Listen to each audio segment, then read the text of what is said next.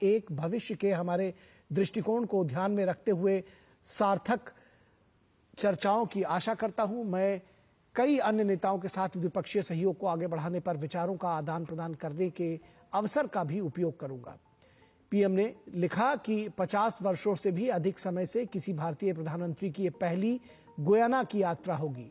हम अपने अनूठे संबंधों को रणनीतिक दिशा देने के लिए विचारों का आदान प्रदान करेंगे, जो साझा विरासत, संस्कृति और मूल्यों पर आधारित है।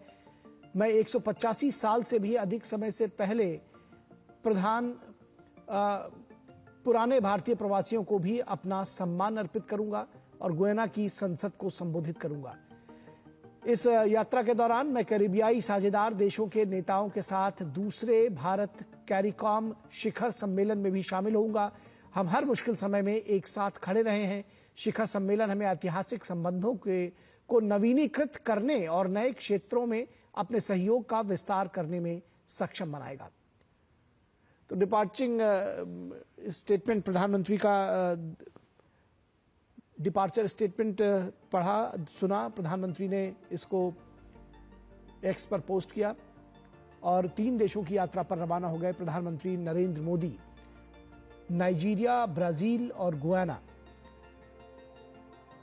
ब्राजील में प्रधानमंत्री G20 शिखर सम्मेलन में शिरकत करेंगे।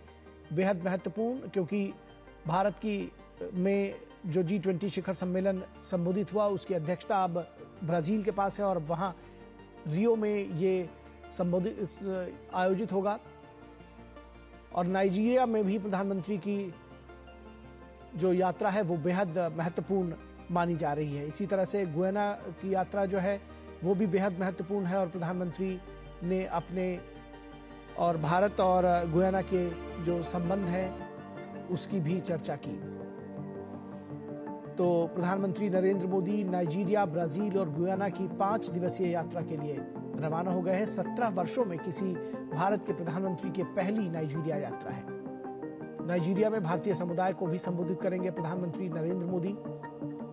आज से 3 देशों की यात्रा पर है। 5 दिवसीय यात्रा है। नाइजीरिया, ब्राजील और गुयाना की यात्रा के लिए रवाना हुए हैं। यात्रा के पहले चरण में प्रधानमंत्री नाइजीरिया जाएंगे और नाइजीरिया, ब्राजील और गुयाना की ये 5 दिवसीय यात्रा बेहद महत्वपूर्ण मानी जा रही है।